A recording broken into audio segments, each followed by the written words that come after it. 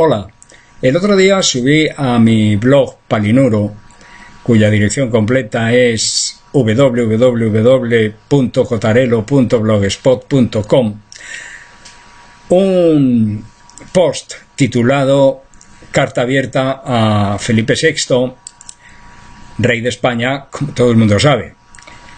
Dicho post tuvo una recepción muy favorable, habiéndose contabilizado hasta la fecha más de 54.000 visitas únicas, y como quiera que por razón de su contenido es irreproducible en ningún medio audiovisual español de derechas, de izquierdas o de esos que dicen que no son ni de derechas ni de izquierdas, he pensado que sería una buena idea convertirlo en vídeo y colgarlo en YouTube para solaz generalizado. El post en cuestión reza del modo siguiente: estimado señor, en 1716 un antepasado suyo, Felipe V, suprimió de un plumazo los derechos y libertades catalanas tras someter Barcelona mediante conquista militar.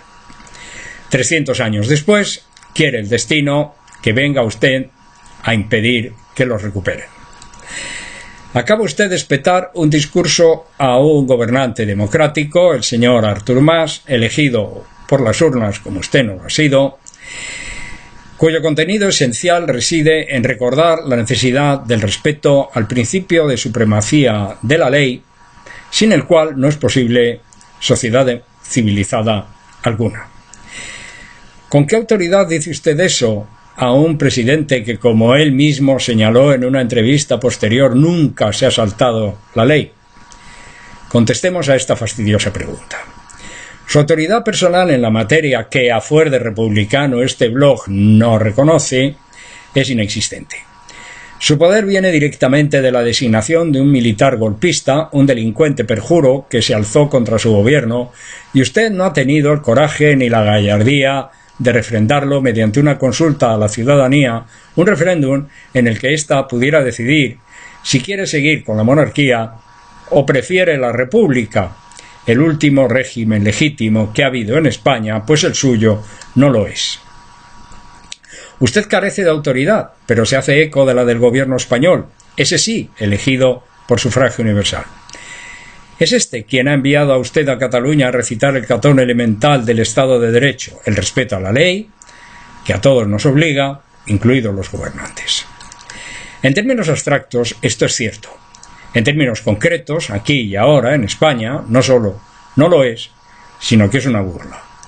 El gobierno que exige a más el cumplimiento de la ley la cambia a su antojo unilateralmente, sin consenso alguno, valiéndose de un rodillo parlamentario cuando le conviene, de forma que esa ley ya no es una norma de razón universal, general y abstracta que atienda al bien común, sino un dictado de los caprichos del gobierno del PP, que, como sabe usted perfectamente, es el más corrupto, arbitrario e incompetente de la Segunda Restauración. Un solo ejemplo lo aclara.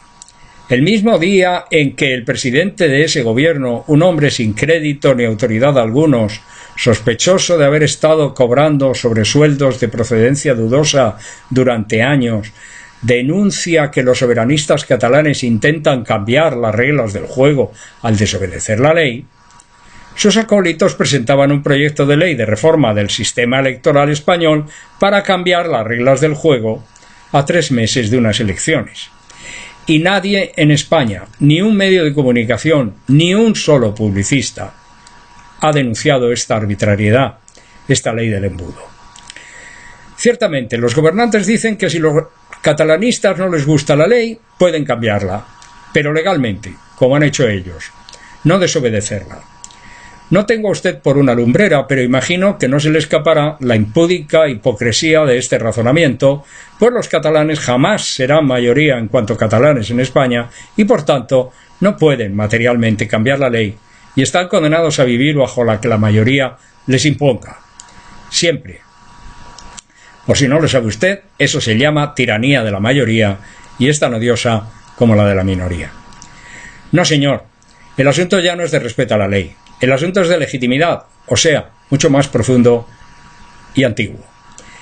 Pero por no abusar de su paciencia, se lo expondré a usted en 3 sencillos pasos, a imitación de la tríada dialéctica hegeliana, que sirve para explicar la evolución de la realidad, pero también su involución.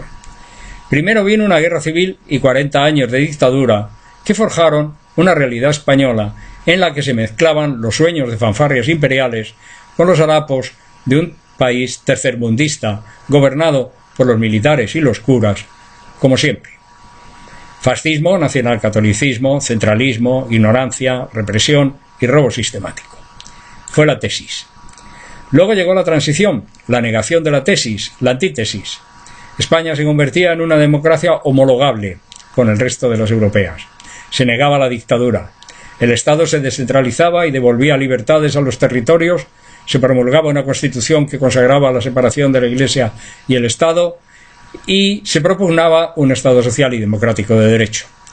Y se acariciaba la ilusión de que era posible una continuidad normal del Estado por encima de los avatares históricos. Por último, llegó la negación de la antítesis, la negación de la negación, la síntesis. Con el triunfo aplastante del PP en 2011 volvió el espíritu de la dictadura, el gobierno de los curas o de sus sectarios del Opus Dei, el nacionalcatolicismo. Se conservó la cáscara de la Constitución, pero se la vació de contenido con la ayuda del principal partido de la oposición, cómplice en esta involución, y se procedió a recentralizar el país, atacando el régimen autonómico y burlando las expectativas catalanas, de forma que su estatuto carece de contenido. De nuevo con la ayuda del PSOE y la diligente colaboración de todas las instituciones del Estado. Lo que más se ha usado ha sido un tribunal constitucional carente de todo prestigio y autoridad moral por estar plagado de magistrados al servicio del gobierno o sectarios del Opus Dei, con su presidente a la cabeza, militante y cotizante del PP. Así están las cosas hoy en España, señor mío.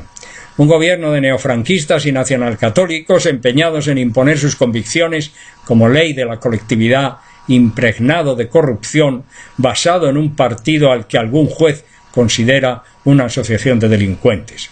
Un gobierno que ha provocado una involución sin precedentes, una quiebra social profunda. Lea usted las estadísticas de pobreza, las de paro, las de productividad, las verdaderas, no las que fabrica esta manga de embusteros.